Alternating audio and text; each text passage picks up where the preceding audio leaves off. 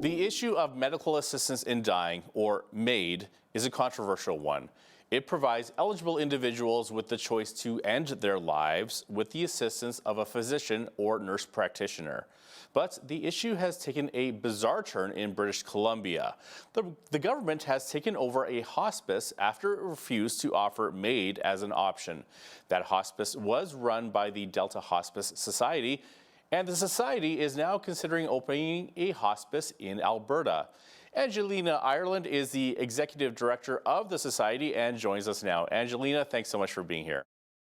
Thank you for having me. So we actually had you on our show a couple of years ago when the Delta Hospice Society had originally refused to provide MAID services. So just give us a short version of how it all started and what led to the government basically taking over your hospice. Well, okay, to make a very long story short, we are a 34-year palliative care organization. We are committed to that medical discipline of 50 years that does nothing to hasten death. Therefore, it does not include euthanizing our patients. So we fundraised $8 million. We got a land lease for 35 years with the government. We built a hospice, 10 beds. Next door to that, a supportive care center. We operated that for 10 years and very successfully. And we're very proud of that work. Now, when MAID came on the scene, all the hospices and everything that the government operates or wants to operate was told they're going to have to participate in that program. And quite frankly, we said we will not, because there has to be at least one sanctuary for the dying left, because quite frankly, there aren't any anymore. Places are being compelled to accept MAID, and we just refuse to. So the government didn't like that. They cut off our operating funding, which we were fine with. We don't need their money. And of course, that it was the wrong answer to give a very strong and tyrannical government. So they basically canceled our lease.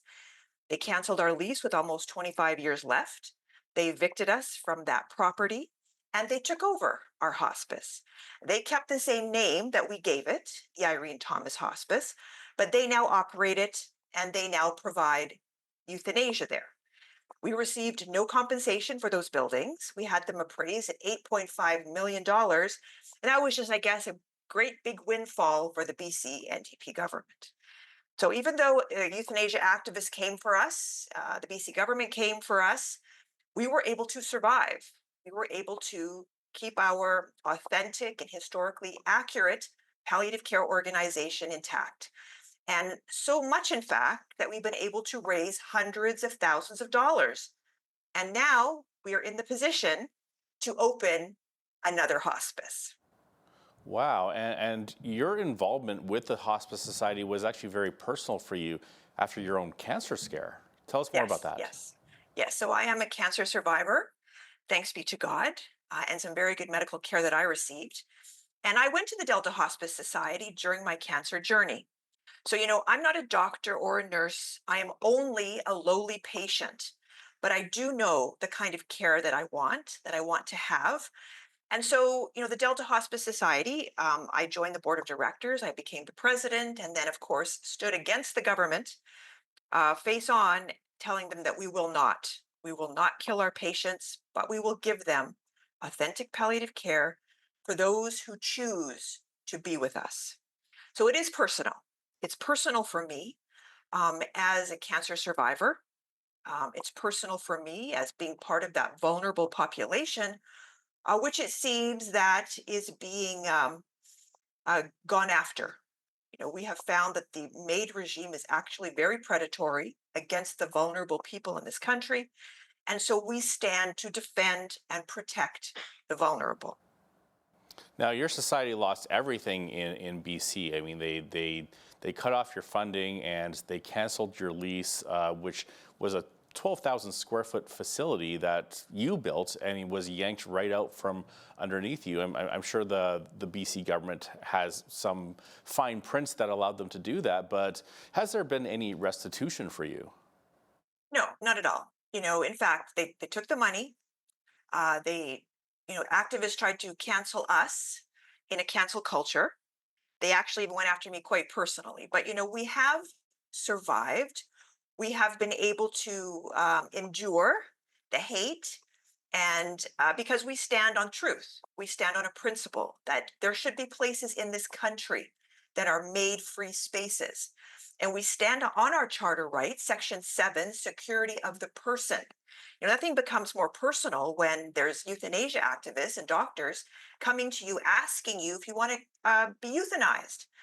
So it's very important that we have these sanctuaries for people because honestly, not everybody wants to be euthanized when they get to a position of end of life choices. And we need to stand for those people who want an authentic end of life experience where they can live well until their natural end. So, when did you start considering Alberta as an option? Well, now, after we have collected a good sum of money, I personally reached out to the Minister of Health. It's no longer Adrian Dix, it is now Josie Osborne, and sent her a letter asking for a meeting by email and registered mail and telephoned. And because we want to be able to present this to the people of British Columbia, we have a sanctuary that we want to present to them to help them certainly in a healthcare system that is struggling, that is bankrupt. And we got no reply, none at all, just crickets. So we reached out to Delta MLA, who's also an NDP member of the legislature, Ravi Kaloon, to ask him to help us to get a meeting with the Minister of Health. Again, no response, just crickets, ghosted.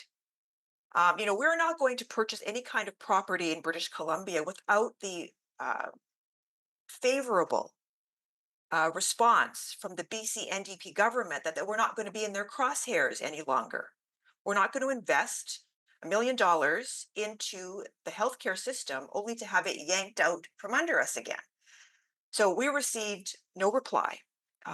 Reporters have called the BC NDP, the Minister of Health, the MLAs, asking for simple question.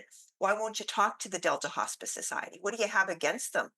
That what they're trying to do to help people. And again, stonewalled. So it'd be really interesting if your organization would reach out to them and ask them that question. But in that time, I've reached out to them in May. It's now, we're moving towards the end of August. In that time, I've reached out to the BC Conservatives and I've had meetings with them, and they're supportive of what we're trying to do. I've even reached out to the Alberta government and I've had meetings with them, and they are also welcoming to what we're trying to provide to a certain constituency, right? We're only trying to provide choice to those who want it. That's all. Right. So, you've reached out to officials in Alberta. This would be like both justice and health, correct? Correct. Yes. And how did those talks go? You said that they were welcoming. Yes, of course. They're interested in providing a continuum of care so that all people's choices are provided for. We don't speak for those who want to be euthanized, that want MAID, because quite frankly, they have an empire behind them to provide for them and to accommodate them in their choice. What we don't have is organizations and places for people who don't want to be euthanized. Do you have a time frame for your decision? So we're just looking for a property. We're actively looking for a property, and if anybody out there knows of a property that they'd like to sell to us so that we can provide a sanctuary, we'd be very happy to hear from them. They can call us toll free, 1-800-232-1589. We're looking to buy a property to either renovate something into a proper hospice or to build something. So we're open. We think that Alberta might be the place that would allow us to provide, which is truly just a gift to humanity. And is there a particular city or town that you have your eyes on in Alberta? I know there's property here in Lethbridge, and as well as like some abandoned buildings or space up for lease. Yeah, it's exciting. It's exciting because we're open, right? I've already made one trip to Alberta and scoped out a certain area. Beautiful, very beautiful. The constituency there where I went, I think would welcome us. And that's all we want. We just want people who will appreciate what we're trying to offer. So, again, if you know of a place, let us know, and we'll come out and we'll take a look, and we'll decide if that would be something that could be an appropriate spot. Angelina Ireland is the executive director of the Delta Hospice Society in British Columbia and possibly soon to be in Alberta. Angelina, thank you so much for your time today. Thank you so much.